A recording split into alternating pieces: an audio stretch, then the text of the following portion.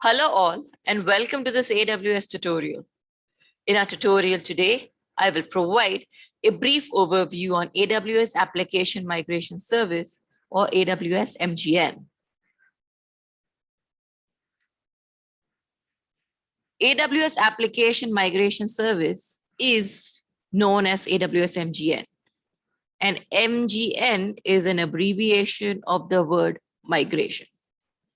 Now, the reason I pointed this out is because it is not AWS AMS, right? Because it's application migration service. No, it's not that. It is AWS MGN, and this MGN stands for migration. So I hope that this is clear, and I wanted to get this thing out first before even we continue further ahead. Now, AWS Application Migration Service is the primary migration service that is recommended for lift and shift migrations to AWS. So you might have worked with Cloud Endure or SMS, Server Migration Service. But going forward for your future migrations, please leverage AWS MGN. And we'll get into some of these details.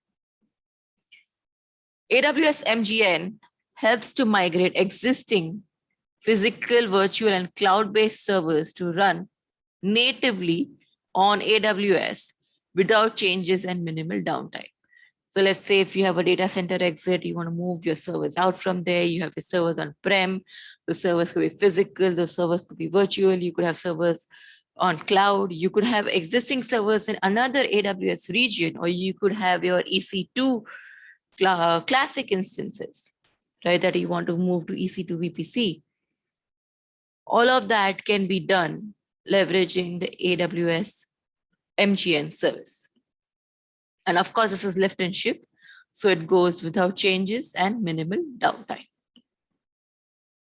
Now, AWS MGN is based on Cloud Endure migration, but it is available via the AWS Management Console, and it integrates with other AWS services. So this is critical, right? Because now this is something that is available to you via the console and it integrates with other AWS services that are available, of course, via the console. Now let us understand, how does AWS MGN work? So the first step, as you see over here, right, you identify a physical, virtual, and cloud servers to migrate to AWS.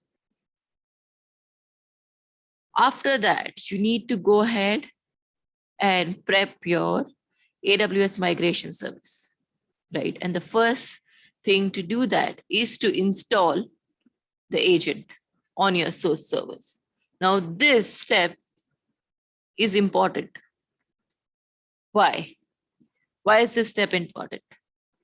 For a lot of your clients or a lot of your scenarios, this step could be a make or a break situation as well. First is that, hey, you are not allowed to install an agent on your source service. If that's the case, then you cannot use this service. Then you have to continue using Cloud Endure or Server Migration Service, which is agentless, because currently this service is an agent-based service. It's not agentless yet. Or let's say you don't want to install an agent. In that case, also, you cannot use this service.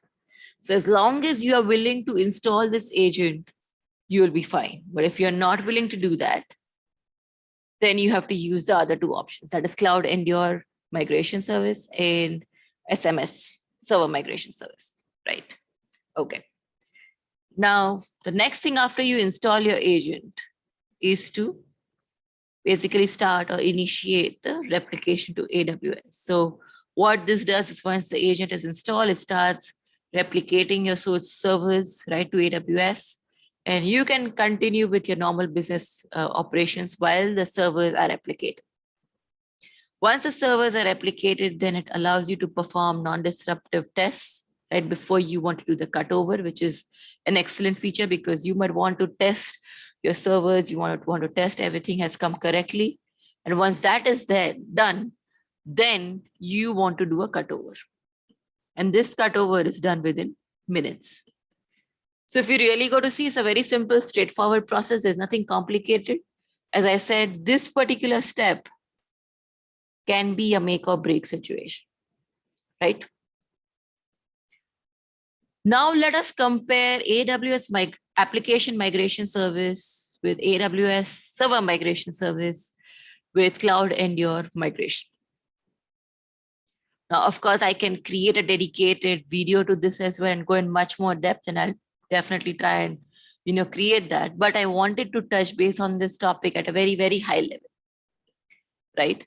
So customers considering Cloud Endure migration or SMS, right, are encouraged to use AWS MGN for their future migrations. Now, if your preferred AWS region currently does not support AWS application migration service, then consider using Cloud Endure migration.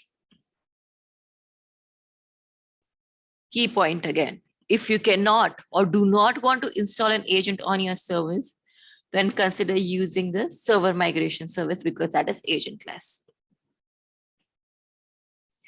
If the operating system on which your applications run is currently not supported by AWS MGN, then consider using Cloud Endure migration. The list of currently supported operating systems can be found here. And I've shared the link. The reason I've shared the link is, of course, this list is changing, right? It's continuously being updated. So let's say if you're watching this video 2 or 3 months down the line, you definitely want to go over here, check whether your operating system has been added to the list, is it supported?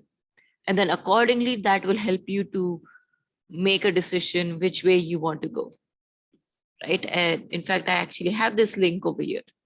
So these are the operating systems that are currently supported. These are the Windows systems, and these are the Linux systems. Of course, this link is regularly updated, and this list is regularly updated. So do come and check this on frequent basis. But if your operating system is not supported, right, then use Cloud Endure migration. So I hope that the picture is coming clear, right? So if you don't want to install an agent, then go for SMS, right? If you want to install an agent and your operating system is supported and it is available in your region, then go for AWS migration. If your operating system is not available and not supported by AWS MGN, then consider using Cloud Endure migration. Right? So you have different options. You can evaluate your options and then go ahead accordingly. Now, AWS MGN utilizes continuous block level replication and has a shorter window for cutover in minutes, versus SMS uses incremental snapshot based replication and has a cutover window measured in hours. So this is just an FYI, just to kind of compare. So that way you know what to expect when you're using either of these services. Benefits. I think some of the benefits are pretty obvious. It's easy. You saw that when we went through that process, there was no rocket science in that process, pretty straightforward. It's fast. The cutover window is also really very small. You have least amount of disruption, minimal downtime, right? So that's a benefit. Of course, if all of these benefits are coming, your overall migration effort and cost and the overall time has reduced as well. It is available to you via AWS console, and it integrates with other AWS services, which is a big benefit. It allows you to test your servers before you do a cutover, which is also good because you definitely need that. Otherwise, a whole lot of people will freak out. God alone knows, how my server is going to behave once it is replicated on AWS. So I allow you to test it thoroughly, and then initiate cutover. And I'll do the cutover for you in minutes. Use case. Lift and shift workloads to AWS. It's pretty simple, pretty straightforward, nothing complicated. You could have your workloads, you could have the workloads on-prem, it could be anywhere, it could be physical servers, virtual servers, cloud-based servers, right? In your private cloud, could be some other cloud, could be or in some other region, could be your EC2 classic instances. Anywhere, wherever you want to do this lift and shift, right? You could definitely use this service. Of course, we discussed some of its limitations and when you could use Cloud Endure and SMS as well. But do consider all the options and your choices and then make a decision. Pricing. So AWS MGN is available free for the first 2160 hours, which is nothing else but 90 into 24, right? That is 90 days continuously. It's available to you free of cost per server, per source server. The key thing over here is that the free period starts as soon as you install the replication agent on your source server. So don't install the agent and then come back after 10 days. No, install the agent and start your replication process. It is quite possible that you might actually be able to finish your application within the 90 days of the free period that has been given to you. Let's say for whatsoever reason you were not able to do that, then refer to this pricing guide. So I have it opened over here. Right. So as we discussed, the first 90 days is free. After that, per hour, per server, it is 0.42 cents. And that essentially translates to almost a cost of $30 per month per server. But if you use your time wisely and you plan wisely, you can pretty much, get your stuff done in the first 90 days. I mean, just plan wisely, don't waste time, right? Ensure that you do your replication, your testing, and your cutover in 90 days.